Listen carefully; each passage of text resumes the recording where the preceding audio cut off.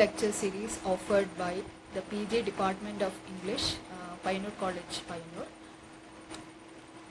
Today, I'll be discussing a chapter that is excerpts from Confronting Class in the Classroom, authored by Bell Hooks. And this is a chapter which is included in the text Demystifying Knowledge, Readings on Philosophy of Knowledge, which is prescribed for the 4th semester Common English students of Kannur University. This chapter is basically about the problems that a student as well as a teacher coming from an economically underprivileged African American background has to face in classrooms.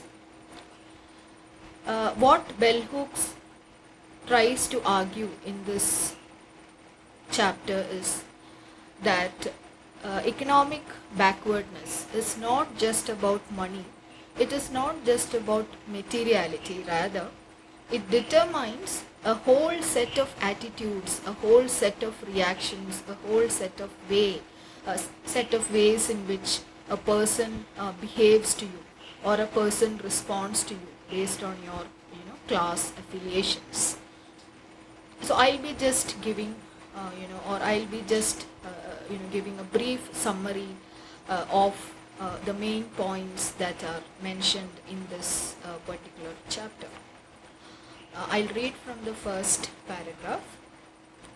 I went to Stanford thinking that class was mainly about materiality.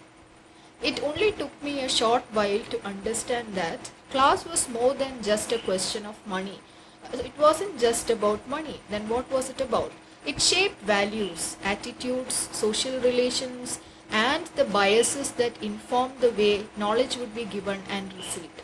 So it kind of shaped the way in which a person perceived a student or a teacher coming from an economically underprivileged background. It was not just about having less money. Although no one ever directly stated the rules that would govern our conduct, it was taught by example and reinforced by a system of rewards. There was no written rules as to how a person coming from a privileged class background would behave and how a person coming from economically underprivileged background would behave. It was unwritten, but it was practiced. It was taught by example and reinforced by a system of rewards. And in a classroom, students were not encouraged, to ask questions, or especially students belonging to the economically backward communities. They were not allowed to ask questions, to create problems in class, or create problems in the sense asking questions itself would be a problem for certain teachers, because it's ultimately going to question their authority and power in classrooms. So silence and obedience to authority was most rewarded. Students learned that this was the appropriate demeanor in the classroom. So they were taught that the best way in which you can behave in classroom is to be silent, is to be a silent listener to what the teacher is teaching you, and not to answer back or to ask any question.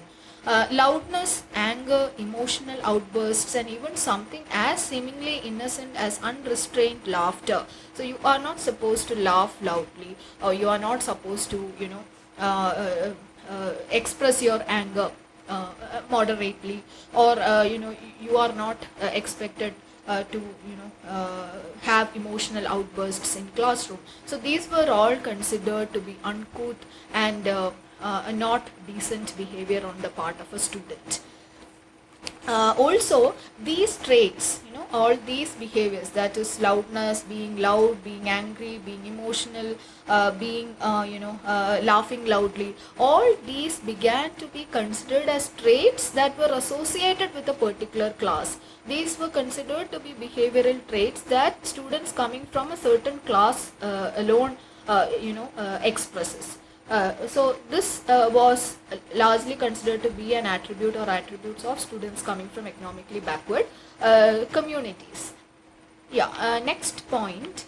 Yeah, bourgeois values in the classroom create a barrier blocking the possibility of confrontation and conflict, warding of dissent. So what these kinds of censorships, the unwritten forms of censorship, what do these kinds of censorship do to students, especially students coming from economically backward communities? So what it does is that it tries to create, or it creates a sense of a shame, or it creates a sense of diffidence in these students who start believing, who start believing that whatever they have to say is not something that is not necessary, or something that is useless. It does not have anything to contribute to the production of knowledge. So that is what the students start believing, because any form of questioning or any form of dissent is discouraged in classroom. So this impacts students coming from this particular background more, according to Bell Hooks.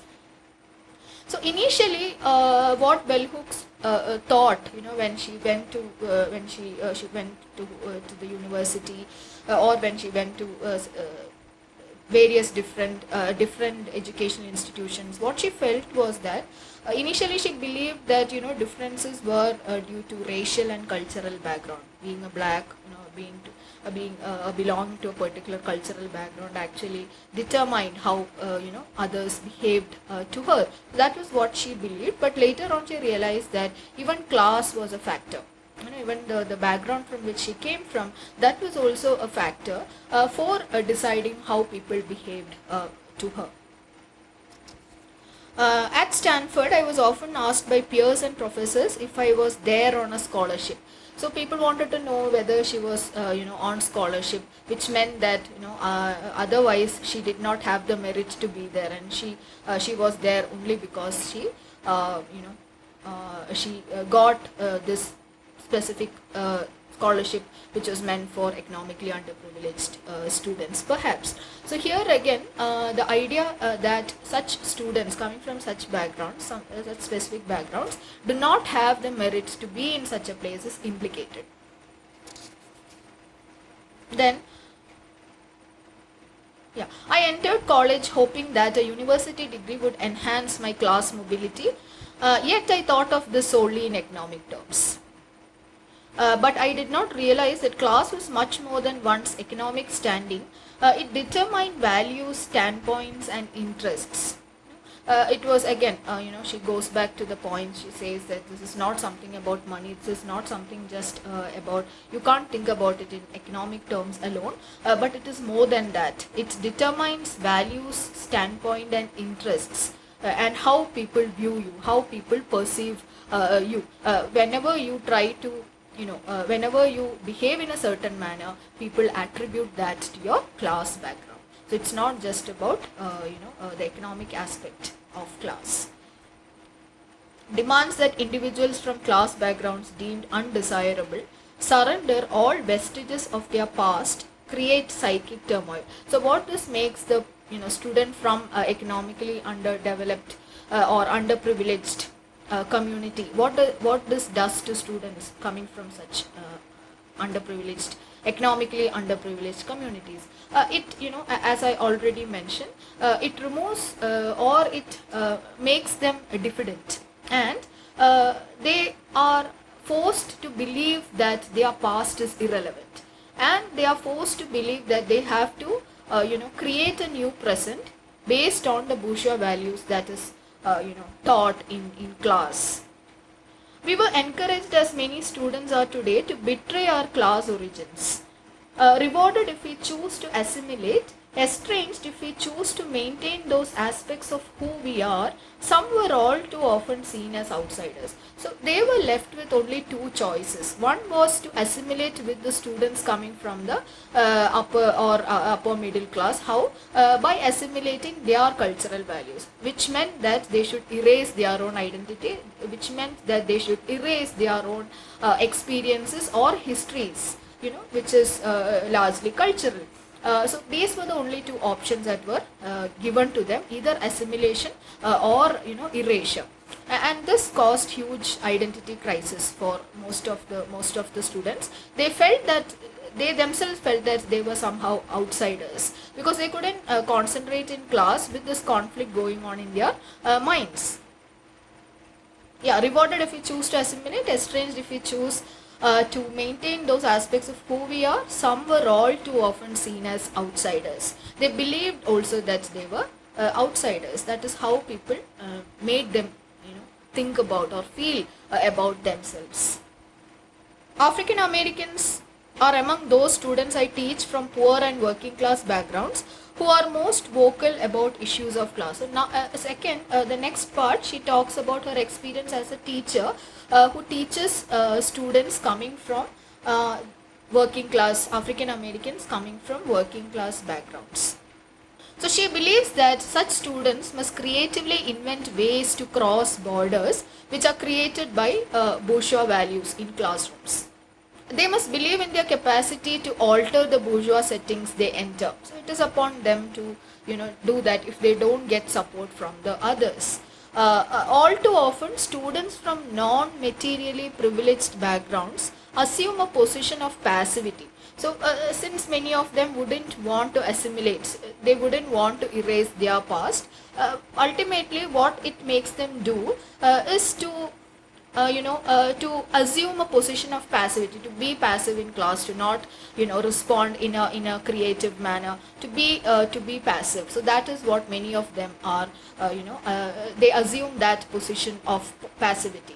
They behave as victims as though they can only be acted upon against their will. So this is as dangerous for as far as students coming from economically underprivileged backgrounds are concerned.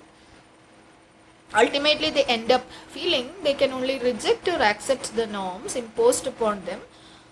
This either or often sets them up for disappointment and failure. So this is not something that is advisable. To assume a position of passivity. Yeah. Now she talks about her experience about learning women's studies classes. When I entered what was the problem with this category called women's studies as she understood or she encountered? When I entered my first women's studies classes at Stanford, white professors talked about women when they were making the experience of materially privileged white women a norm. So when they were talking about the problems of women, the women that they were concerned with or the women that they were looking at was women coming from materially privileged background. So such women or the experiences of such women were quite different from the experience of women coming from a totally different background, which they were not at all addressing. So this was a challenge that she faced when she had to study or go and attend women's studies classes at Stanford. So and she tried or she adopted a method of challenging the concerns that were raised by teachers teaching women's studies rather than assume a position of passivity. She decided to question whatever was whatever she felt problematic with what was being taught to her. Then, given the presumed radical or liberal nature of early feminist classrooms, it was shocking to me to find those settings were also often closed to different ways of thinking. So she also talks about how she felt feminist classrooms were, supposedly so-called feminist classrooms were. So it was shocking to her to realize that these settings were often closed to different ways of thinking. Here also, you had a set pattern of women regarding whom things would be spoken about, and most often these women would be coming from white middle class economically privileged backgrounds. So there was no point in talking about that to understand the problems of women coming from a totally different or underprivileged background. While it was acceptable to critique patriarchy, so patriarchy was definitely questioned in such feminist classrooms. Patriarchy was questioned, but what was not questioned is the problem that class raised, right? It was not just about patriarchy creating problems in families or in public space. It was also class that created a problem. So one cannot talk about these categories as separate categories. These are all intersectional related. Yeah. So next she talks about the ways in which this could be addressed, or how can you actually how can you actually address this problem that the black students or African American students coming from economically underprivileged background were facing in classrooms. One strategy has been the emphasis on creating in classrooms learning communities where everyone's voice can be heard. So everyone has to be given an opportunity to talk, to respond to the class. Only by coming to terms with my own past, my own background, and seeing that in the context of the world at large have I begun to find my true voice and to understand that. So only through going back or recognizing or realizing your past, accepting your past and talking about it, taking all opportunities given to you to talk about a past. So it is by encountering your own past in classrooms. It is by encountering questions that might arise from a bourgeois value in classroom. It is by actively engaging in such issues in classroom that you can overcome the problems that such a classroom would necessarily put forward. So to come to terms with my own past, my own background is very important. Hearing each other's voices, individual thoughts, and sometimes associating these voices with personal experiences makes us more acutely aware of each other. So what would, when people coming from such backgrounds also start speaking in class, what it does is actually, it helps others understand different stories or different histories which they might not have encountered till then. That moment of collective participation and dialogue, this would lead, sharing one's life's experience in classroom, might lead to students getting to know different forms of lives, different experiences, and this moment of collective participation and dialogue means that students and professors respect and engage in acts of recognition with one another. So recognition was something that was not available before. So for that recognition to take place, this would be a nice practice to speak about yourself, to speak about your life experience, to speak about your past in classroom, so that others have to engage with that.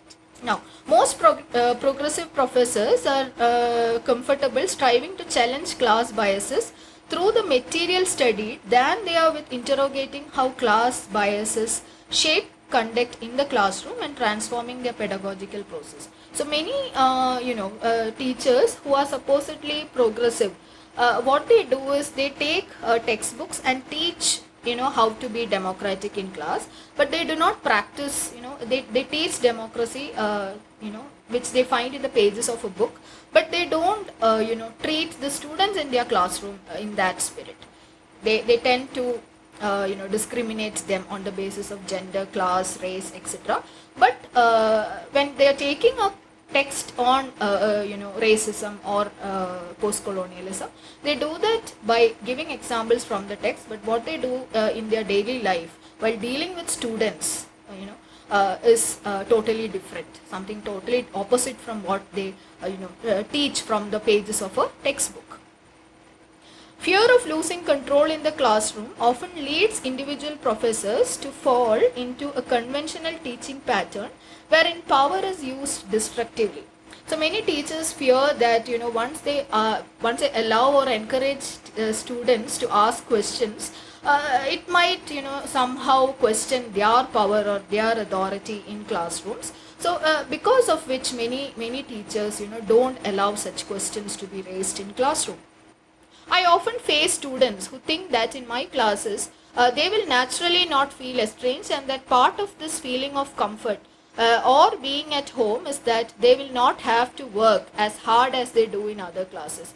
So she also talks about her experience in teaching, teaching such students. So she feels that students might feel more comfortable in her class, but that does not mean that they need to work less. But nonetheless, she addresses this conflict that these students have when she teaches them in class. Then she talks about a future where more students would be coming from such background. So definitely there should be a change that should happen in this classroom space. If we can trust the demographics, we must assume that the academy will be full of students from diverse classes, and that more of our students than ever before will be from poor and working class backgrounds. However, constructively confronting issues of class is not simply a task for those of us who came from working class and poor backgrounds. This is the last point that with which she ends this is the last point in this excerpt, which is taken from Bell Hooks. So here she says it's not just the responsibility of students coming from such backgrounds, to create equitable space in the classroom, but it is also up to other professors and other students. They should also share the responsibility to make the classroom a democratic space. I just read that. However, constructively confronting issues of class is not simply a task for those of us who came from working class and poor backgrounds. It's a challenge for all professors. Any professor who commits to engaged pedagogy recognizes the importance of constructively confronting issues of class. That means welcoming the opportunity to alter our classroom practices creatively so that the democratic ideal of education for everyone can be realized. So this is a collective responsibility that people from all the communities have to take up in order to create an equitable, to create or construct the class, to rebuild the class as a more democratic and equitable space. Thank you. Next is the question answer section. First question. What did Bell Hooks learn about class in a short while after joining Stanford University? Bell Hooks learned that certain traits of behavior like loudness, anger, emotional outbursts, and unrestrained laughter were considered unacceptable in a classroom. They were also associated with being a member of the lower class.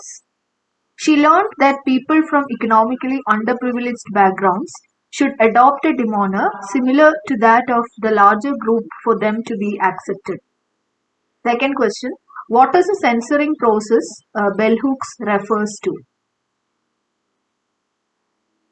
Answer. Bourgeois values in the classroom create a barrier and block the possibility of dissent in a space considered to be democratic. Economically underprivileged students cannot exercise the supposed right to free speech without risking the possibility of being unpopular among students and teachers. This is the censoring process that Bell Hooks refers to. Third question. Comment on the implication of the question often asked by peers and professors if Bell Hooks was there on a scholarship. Such a question implied that Bell Hooks didn't have enough merit to get admission in the respective institution were it not for scholarship. It questioned her ability to understand and learn things. Fourth question. Why was Bell Hooks shocked about the feminist classroom? The reluctance of such classrooms to confront issues of class shocked Bell Hooks. Such spaces were closed to different ways of thinking. Fifth question. What is the importance of hearing each other's voices in the class for the marginalized students? Answer. Hearing each other's voices makes one more acutely aware of each other. It signifies a moment of collective participation and dialogue where people respect each other and engage in acts of mutual recognition. Sixth question. What was interesting about most progressive professors? Answer. Progressive professors prefer to challenge class biases through the material studies without questioning how class biases shape conduct in the classroom.